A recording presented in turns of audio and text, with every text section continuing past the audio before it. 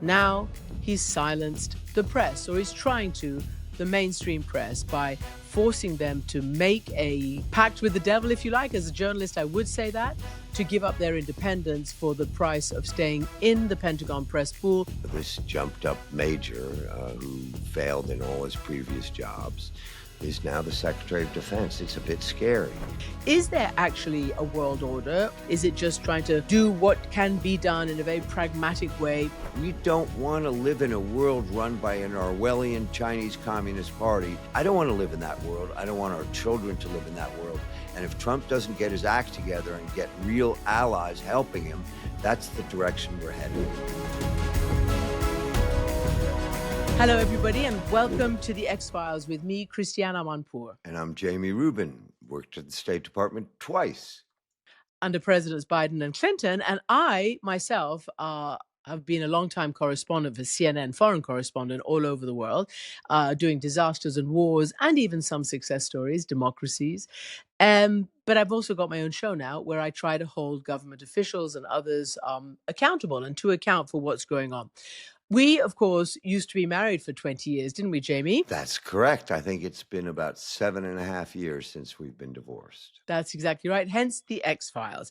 So this is the first segment where we're going to talk about the President Trump and his diplomacy, his global diplomacy. And we're going to ask, is there actually a world order, or is there no world order? Is it just trying to do what can be done in a very pragmatic way, very a la carte, very individual? I think it's important to say that certainly from Trump's point of view, he starts this week with some foreign policy successes. He's touting the still holding Gaza ceasefire, despite the difficulties of turning it into a full peace agreement. He is touting putting on pressure on Vladimir Putin with the sanctions last week for the very first time. And he's touting success in Europe, having basically forced Europe to pony up a lot of money, whether it's in tariffs for trade or whether it's in pledges to NATO.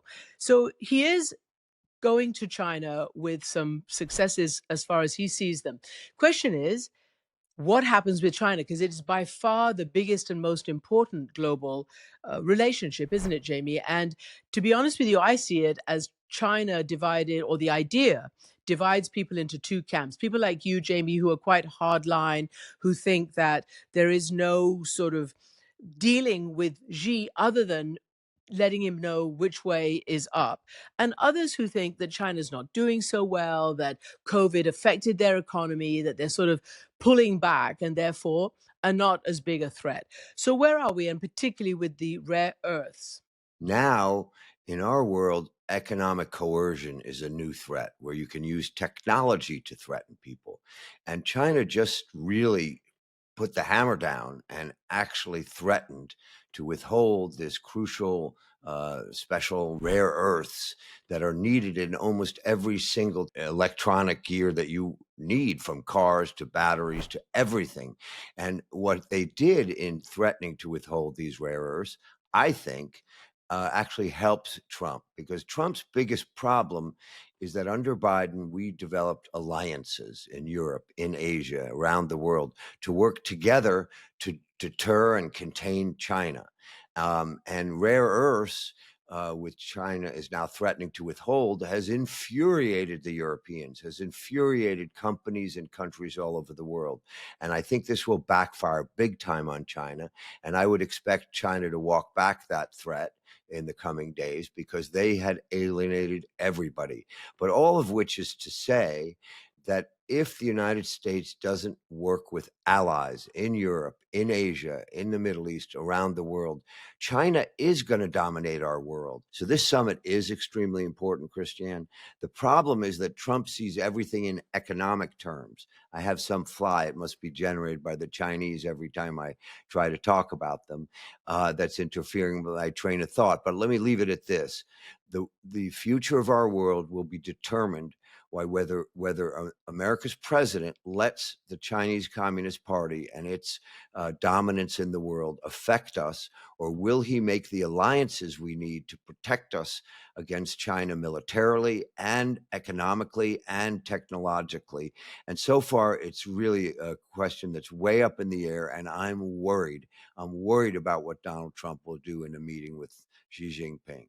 What could be the worry? I mean, last time he put tariffs on, and even this time he had to walk it back because Xi Jinping, used his advantage, which was the rare earths, right? So even this time at the very beginning, Trump had to, reassess the amount and ferocity of his action towards China.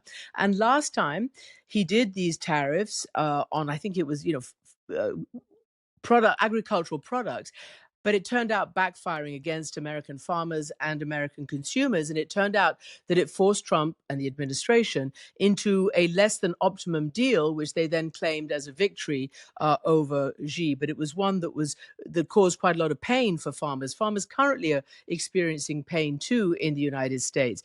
But here's, it really is a conundrum. And I've just been reading this Foreign Affairs article on China. It's headlined China Against China. Xi Jinping confronts the downsides of success. It's by Jonathan Zinn. I hope I'm pronouncing his name right. But as I said in the beginning, it's genuinely a conundrum of how to read China. Xi, of course, has completely reversed the idea of reform that Hu Jintao and others before him had. He came in and said, that wasn't working. It's chaotic. I need something that's completely Mao-like, with a bit of economic, freedom and liberalization, but none of this sort of reform, and so certainly not political reform. But that, as I said at the beginning, Washington and probably others in the world are confused as to how to read him and read the China they're confronting. So this makes for a very difficult ability to make policy. And I wonder if that also plays into Trump's strengths, which are, or his proclivities, which are to, potentially have zones and spheres of influence. Well, you're exactly right, Christiane. This is a difficult, difficult subject. I believe we should just recognize that the Chinese Communist Party, led by Xi Jinping, is not the China of Deng Xiaoping. It's not the China of the last president. It's not reforming. It's not accepting the rules of the game. And it's doing something right now with these rare earths that is showing its true colors. They're threatening to shut down the whole world economy by denying access to this special rare earths that they control over 90% of the production of. And at least the Trump administration is reviving some of the policies of the Biden years, where we get Australia, we get Taiwan, we get countries around the world to revive our production of this capability, so China can't coerce us. They can't blackmail us into agreeing to something we don't like just to get access to the rare earths. So you said, what would I worry about? Well, Trump cares about economics more than anything, trade, money, deals.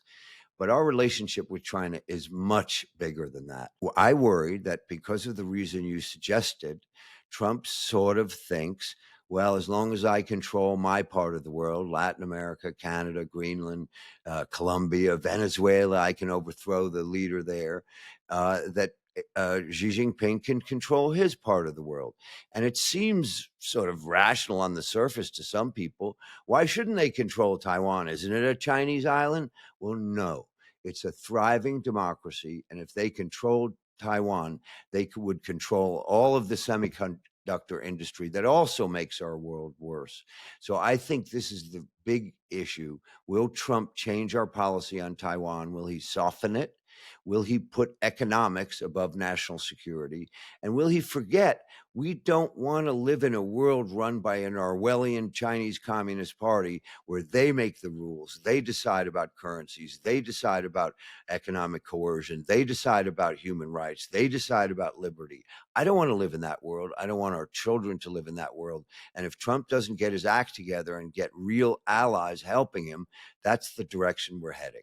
Okay, so two issues there. Number one, many articles and analysts are basically declaring ahead of this visit that Asia is caught in the middle, i.e., allies in Asia, caught in the middle of the US rivalry with China. But also, the Foreign Affairs article says the Chinese economy's ability to weather the Trump trade shocks. I added the word Trump, but they're talking about American administration, trade tariffs, etc., endowed Beijing with newfound confidence. So even though perhaps the Chinese economy is not going as gangbusters as it was years ago, pre-COVID, um, it's apparently able to withstand these and play hardball in economic policy and trade policy that allows them to withstand and maybe to see through. Do you still have a fly Yes, there? I do. That Chinese fly is spying on us. No, look,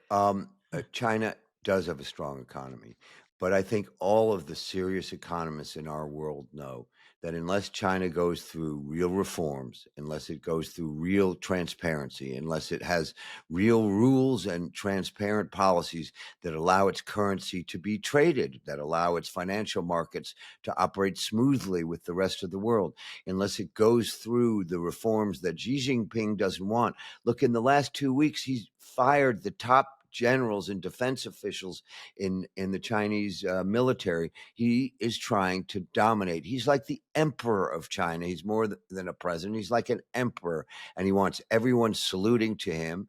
And that kind of economic organization is never going to be as strong as a reformed Western economy or an Asian economy that goes through the transformation of transparency and rules and accepts, investments from the world and allows its currency to be tradable. So I'm not worried that China is going to overtake us economically. What I worry about is that they are a ruthless Chinese Communist Party. They've cracked down in ruthless ways in Xinjiang. They've cracked down and violated the Hong Kong agreement. They broke the deal with the world that said Hong Kong could have its own sovereignty and its own, not sovereignty, but its own way of life, its own system.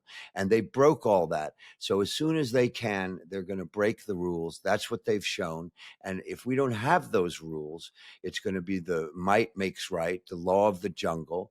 And China's engaged in the biggest military buildup in mankind and allied with Russia, which has a huge military. I don't want China's Xi Jinping and Russia's Putin allied with the world, with each other, and threatening our world. And if Trump doesn't get his act together and make clear who our allies are and help them confront China, they're ready to. Japan doubled its defense budget.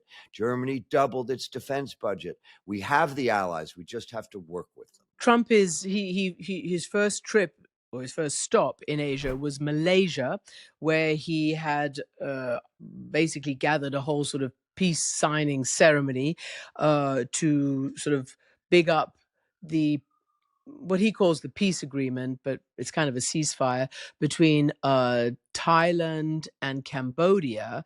But even there, it's not fully ended. It's not, there's still military on both sides of the line, and they've got to figure that out. But they wanted to, do something to show that he's working on these issues. Then he goes to Japan, as you mentioned, a big ally, and he's going to meet the new Japanese prime minister, the first time ever that they got a female prime minister. She's considered right to far right, a little bit like the Giorgia Meloni prime minister in Italy. Her name is Sanai Takaichi, and she's in the mold of sort of Margaret Thatcher and Ronald Reagan. So I wonder what she might have something very important to say to Trump about maintaining this alliance, don't you think? Probably more so than the Koreans, who are strong allies, but politically a little bit dicey right now and very upset because of what Trump's been doing in terms of tariffs and ICE raids on Korean workers, South Korean workers in Atlanta in all sorts of factories. Well, you're right. This meeting between Trump and the new Japanese prime minister, it's a great, great thing for the world that a woman is now the first female prime minister of Japan.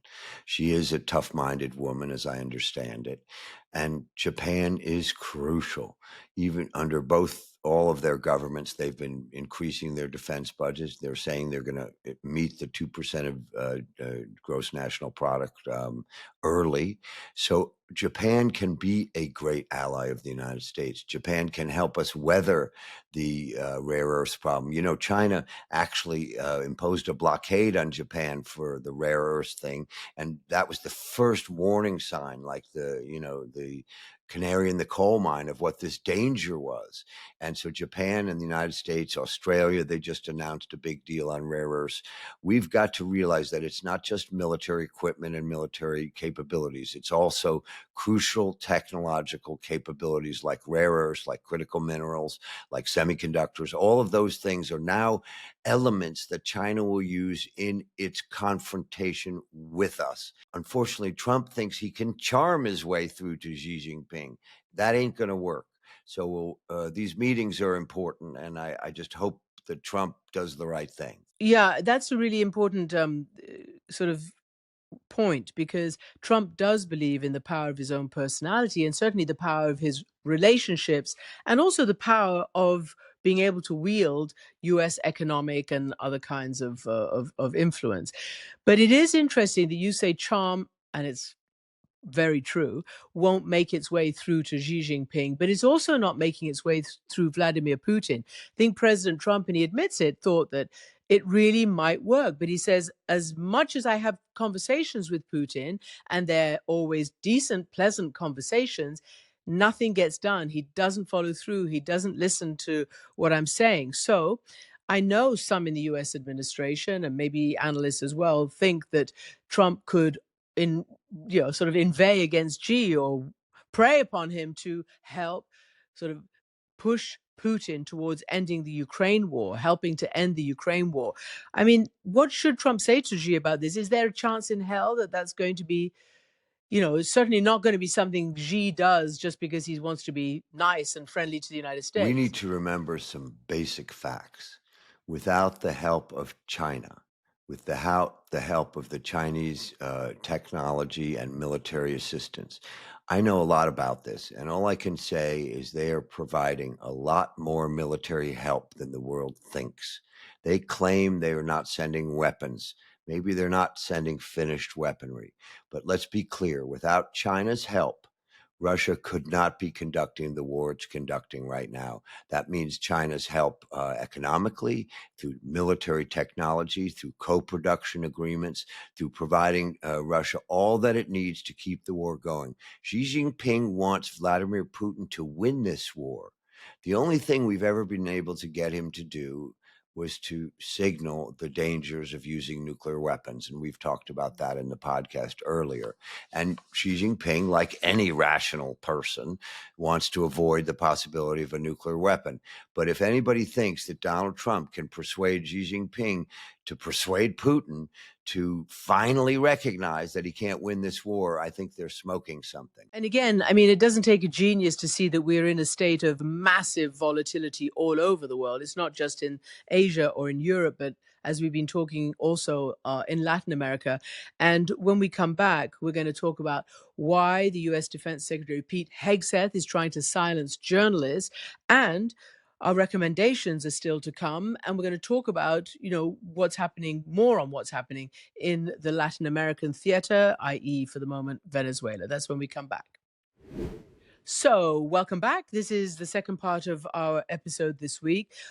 We want to just relay the table, so to speak, reset the table about the U.S. Secretary of Defense, Pete Hegseth. First of all, he calls himself Secretary of War. They have renamed the Pentagon as the Department of War, and indeed pressured some journalists, maybe all journalists, but not all journalists are doing it, to call it the Department of War. So this is all sort of happening out there. Let's just talk a little bit, Jamie, about Hegseth, just very briefly before we go into his relationship with the press, etc. So, as we know, he came from Fox News. He had a tour of duty in Iraq. He rose to the rank of major, which is essentially quite a middling rank, but nonetheless, he was there.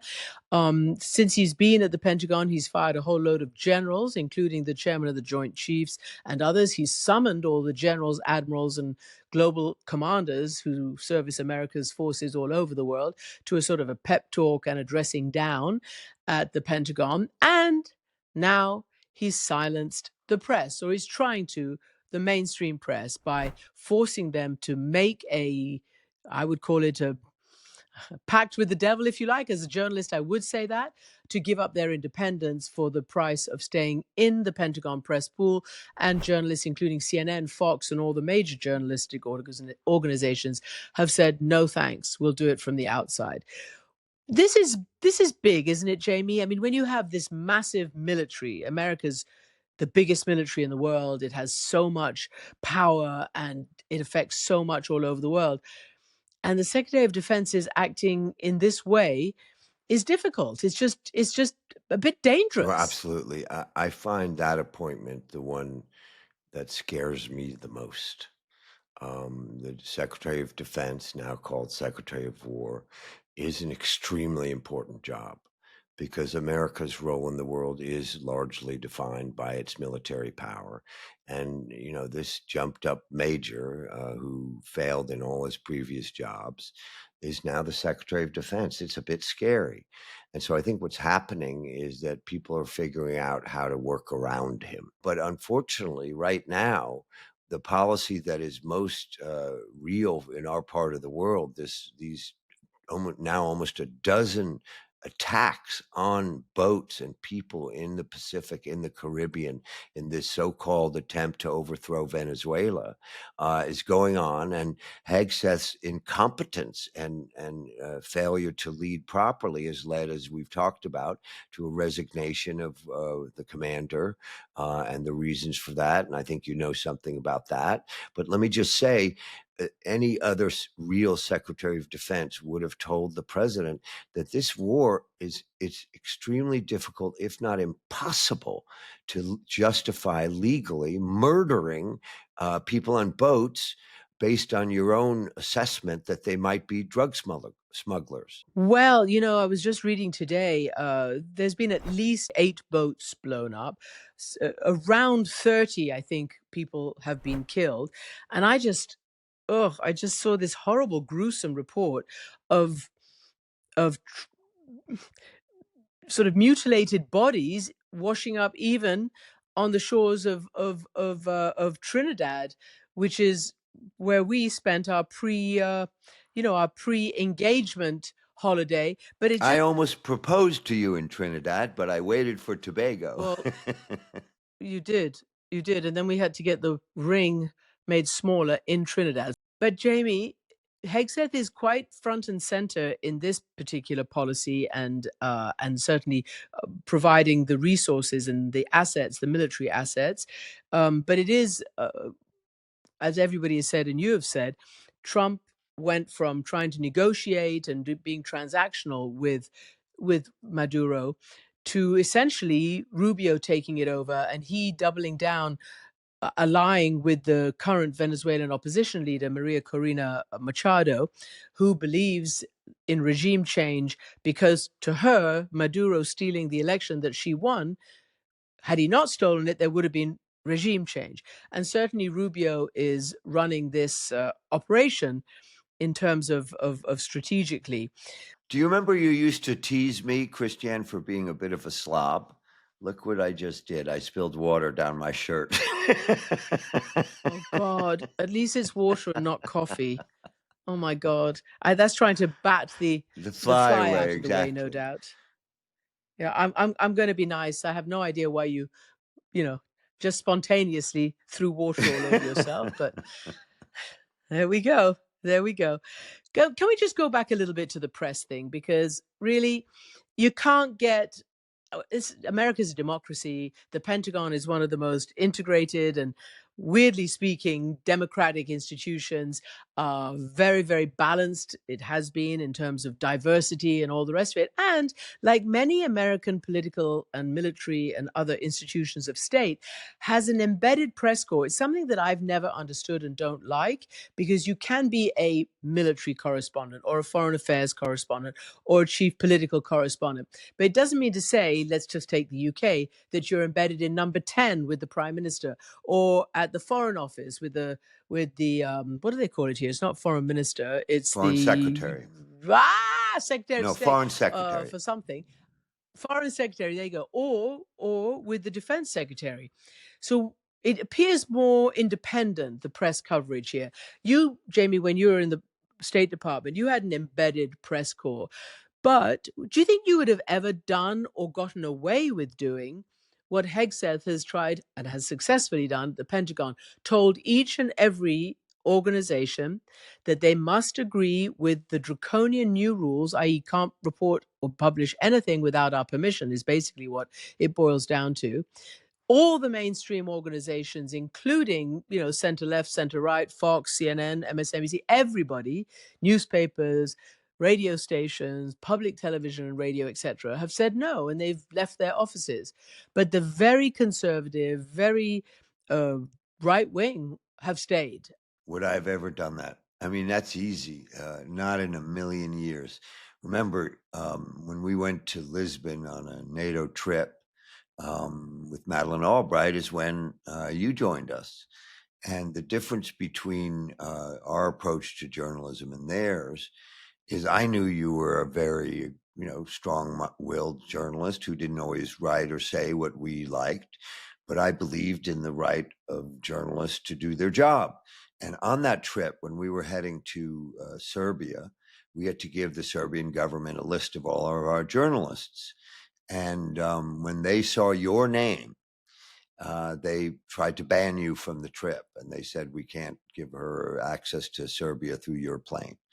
And so I did what a normal assistant secretary for public affairs would do back then, especially one under Madeleine Albright.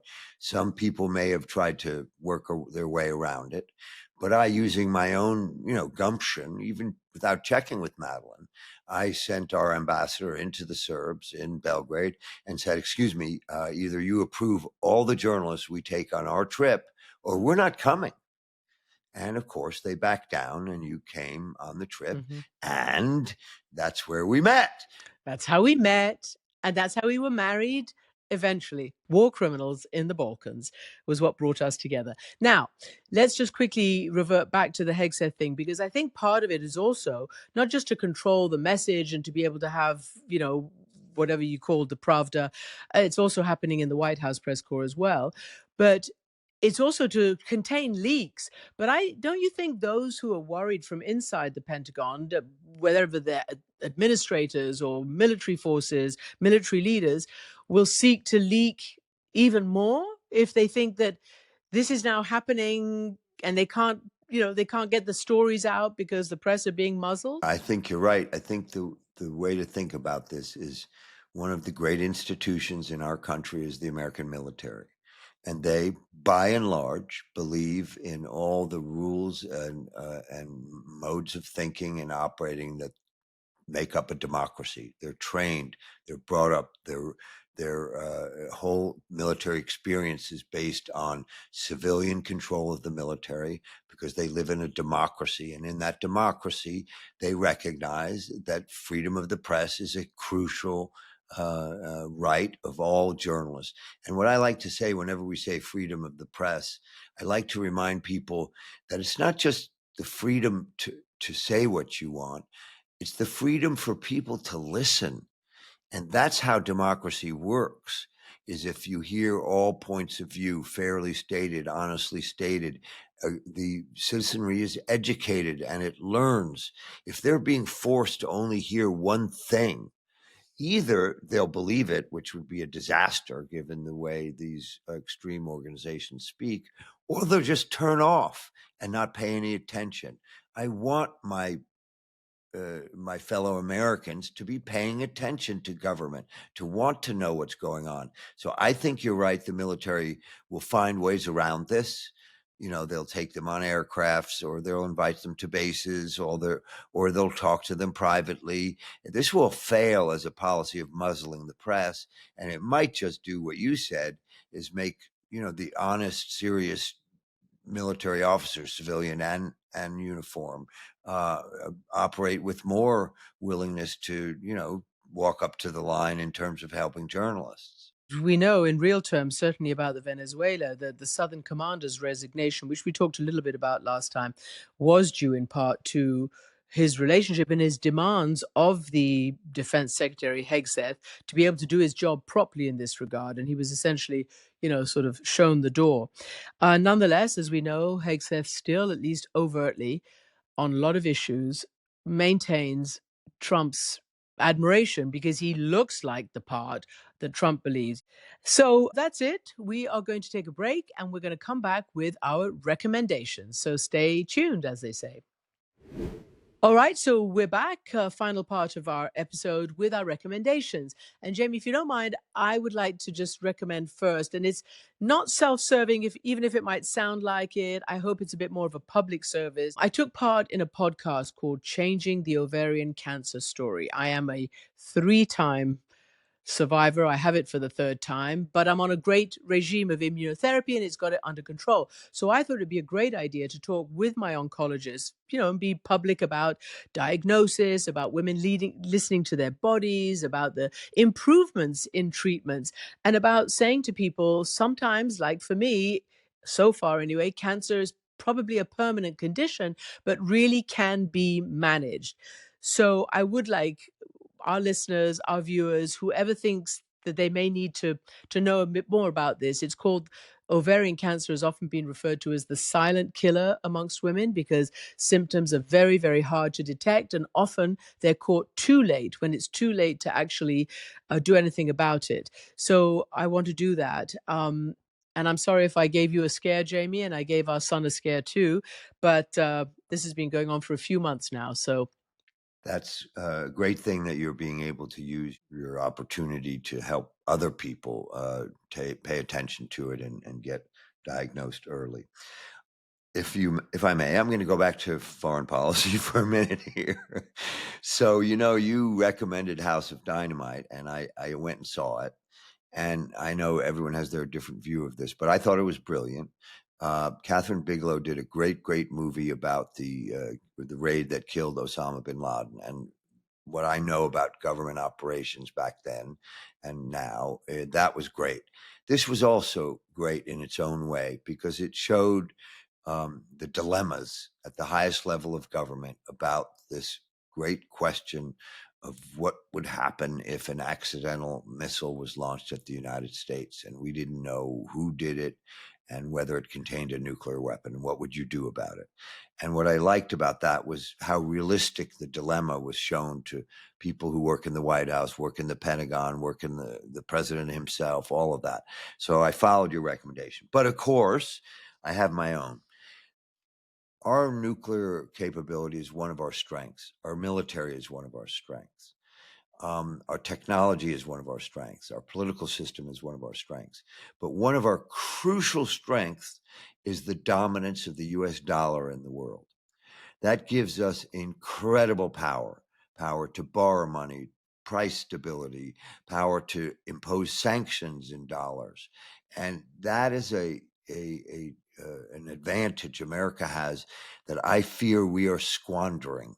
And if we mess this up, that will be one of the biggest self-inflicted wounds of the modern era. Our dollar supremacy in international markets is crucial. So Lael Brainerd, who formerly was the head of the National Economic Council under President Biden, was a member of the Federal Reserve Board, happens also to be married to one of my friends, Kurt Campbell, that you know as well. But Lael is a brilliant economist in her own right, and she's written an article in Foreign Affairs about the dollar and the threat to the dollar. And I think, economics can be very difficult for people to get their head around. But I think we can all appreciate the fact that the dollar is so dominant in the world helps American foreign policy, economic policy, sanctions, average Americans, limits the effect of our huge debt, makes sure that prices are stable. And I sure hope and pray that this administration's erratic economic and trade policies don't damage the dollar's dominance. And I want people to read and understand it because it's extremely important. all right. Well, on that note, we've covered a lot this week. And that's it for this episode. So thank you all for listening. Make sure that you follow our feed so that you never miss an episode. And remember, you can watch our episodes on YouTube as well. You just search Christiane Amanpour Presents The X-Files on YouTube and subscribe to our channel. You can also listen for free, of course, on Global Player. Download that from the App Store or go to globalplayer.com. So we will see you. JB and I will be back with you for the bonus Q&A episode that drops on Thursday. We answer your questions, of course. Keep them coming. We love hearing from you. Let's just remind you of the email, amanpourpod@global.com, or find us on social media, amanpourpod. All right, Jamie. Bye. Goodbye from New York, Carmela's Kitchen. Okay. And goodbye from the other side of the pond. Good old Blighty.